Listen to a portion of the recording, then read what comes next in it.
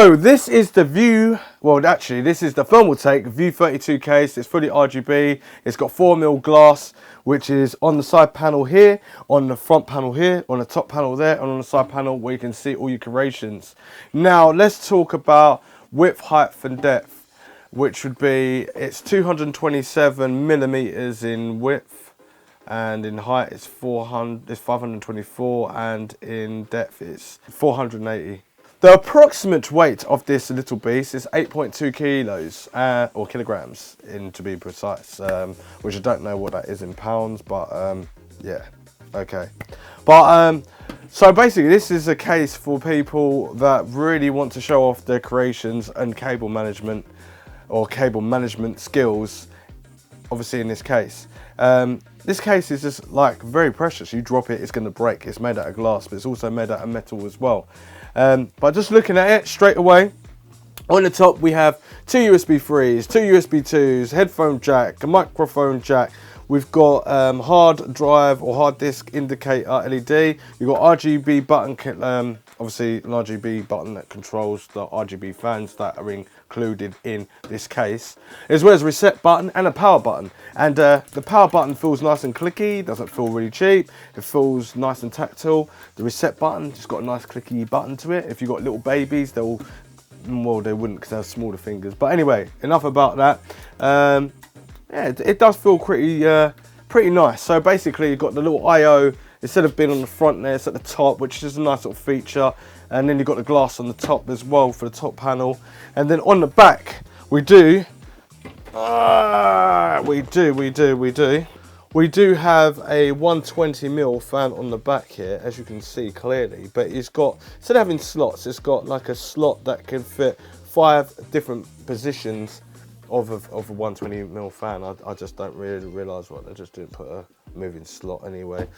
We've got 7 expansion slots, 1, 2, 3, 4, 5, 6, 7 expansion slots to put S-Line graphics cards if you choose to. You've got big hexagon, what's this called? Dissipation of heat, as well as this is for exhaust as well. Nice cutout I/O bracket that I can't cut my fingers with. That's pretty good. Little cutout back for obviously your power supply.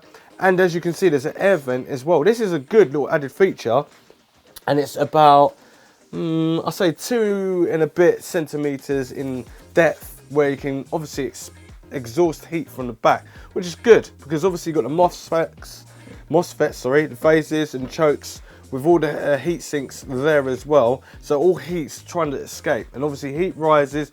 It can obviously hit against the glass. Some of it will be inside the glass. Some of it will be rotating at the back as well as the exhaust and using it here for the graphics card.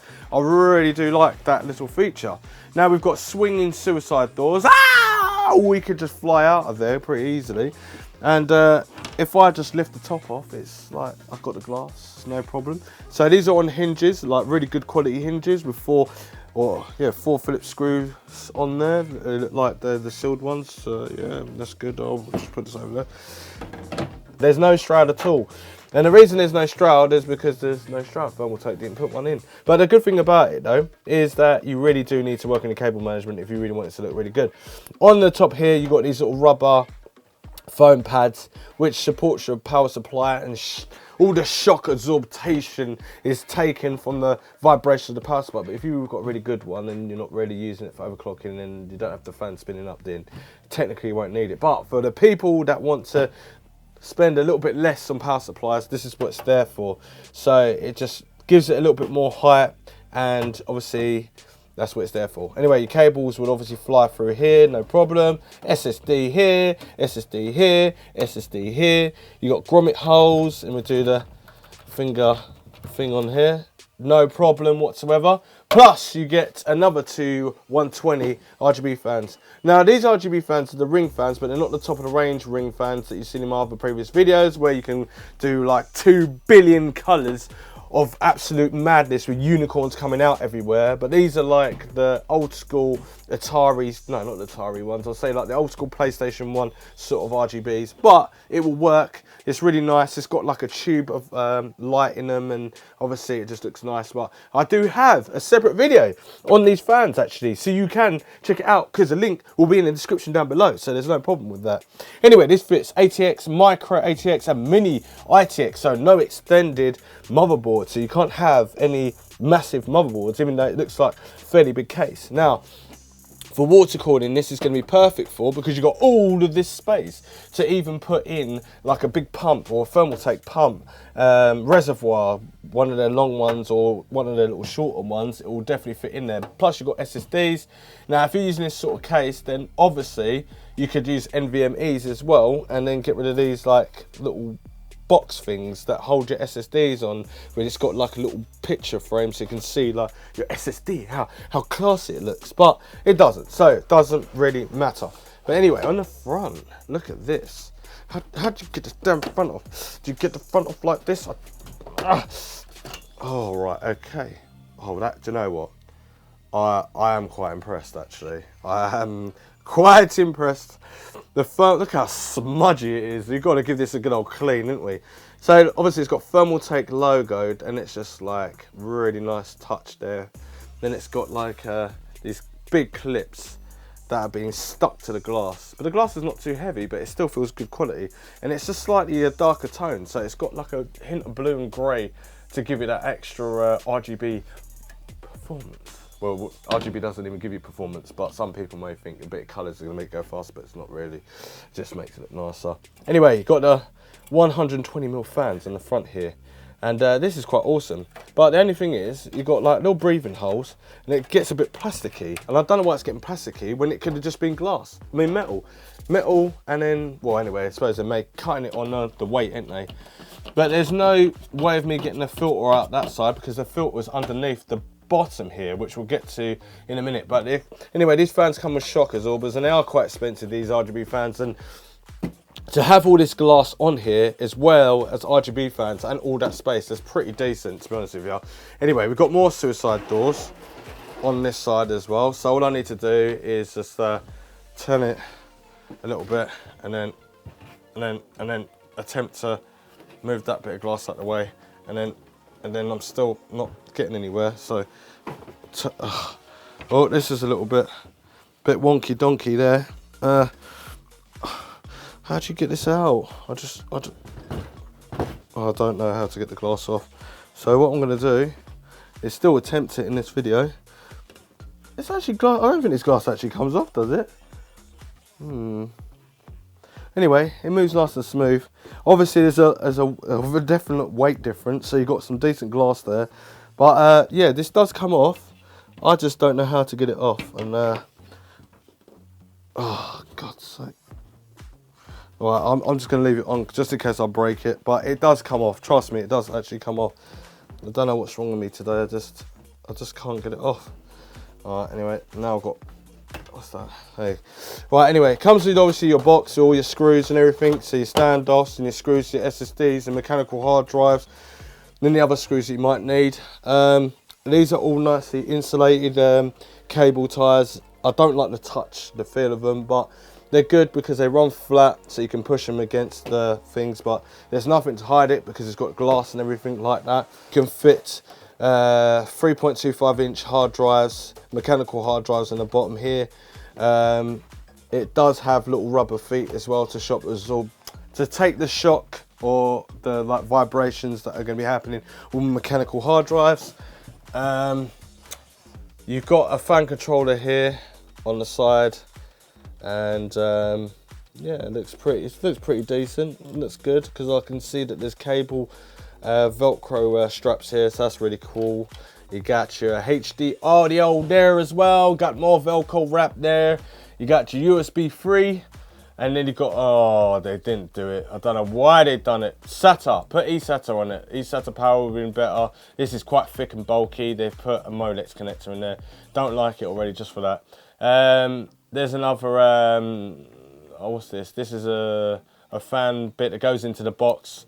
So if you've got RGB fans, because obviously they don't just plug straight into the motherboard, they plug into a certain box that you do get with it. And that's all going to be in another video as well, which I've done a review on. In fact, I think I might have some boxes here that I might be able to show you, but I don't. Well, I've got one box. There we go. So this is a thin Thermaltake box. If you want to change to the better RGB lights, which it's up to you. This case is going to cost you around 135, 139.99 British pounds. And also technically, if you're going to upgrade your fans that are already in there, which these fans are okay, but it just doesn't give you that wonderful RGB era. But if you're all about performance like I am, you won't really care about the RGB, so no doubt you probably won't buy these cases. Or if you do buy this case, you probably change the fans out anyway. But as I'm going to say, this is a Thermaltake, so you can use like thinner boxes, but the other boxes are about thick as that, but just a little bit smaller. But anyway, it'll be all in the link in the description down below, so it will help you out. Anyway, what I can feel, this does feel very, do you know what, before I go any further, so this is not too bad, okay, cool. Let me just spin around here, spin this around. I wonder if I can get the top off pretty easy as well. Oh my, oh. Okay, so the top comes off as well, and it comes off with ease, so it's just like the pops off just like the front. They've really made a good job of that cut there as well, and the cut of the glass as well. It just looks really, really nice. So anyway, that's the same thickness as that, and yeah, you can put in your radiator up here, which is going to be a 240. You've got a depth of like 2 and a bit centimeters, so you can put fairly thick radiators in there. Would it be touching the EPS connector if we were to do that? And motherboard would be around here. You'd have to put a standard, more of a radiator in there, to be honest with you, because your fans would be this way around. They wouldn't be on that side, because obviously the glass goes on that side. So you'd have to use a thinner radiator and thinner fans on the top there, but that would be pretty decent. So if I get a fan at the moment to give you a quick demonstration. So if I was to put a radiator on there, that's where the fans would sit. Ooh. No, I could put it over here actually. So, radiator, fans, it's 240. Yeah, so there's a hole for the EPS connector and it's separate, so that's decent. I'm happy with that. But anyway, robustness. It feels robust. They've cut a little bit of weight with the plastic on the front and at the top, but it's glass. And the actual chassis itself is all metal. You get RGB with it, which is standard, so 3 RGB 120mm fans that are going to be decent, and got good results on them before because I've tested them. That's what I said, link in the description down below about that.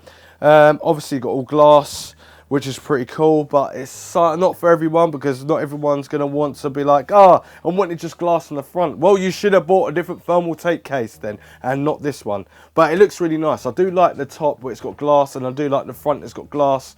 On the side here, there's not enough airflow, I don't think, on the side. There should be more airflow on the side there, but it has got more airflow in the case. And technically, because the case hasn't got a shroud, it's not restricting. So fans will blow straight across the graphics card, straight into the, depending on what graphics card you've gone for, blower side or heat, whatever one. It's obviously going to go out that side. Then you're going to have circling of heat, which can be taken out to the top. So positive, negative. You've got more resistance in the middle here than what you've got in the front. So positive cool air coming through the front.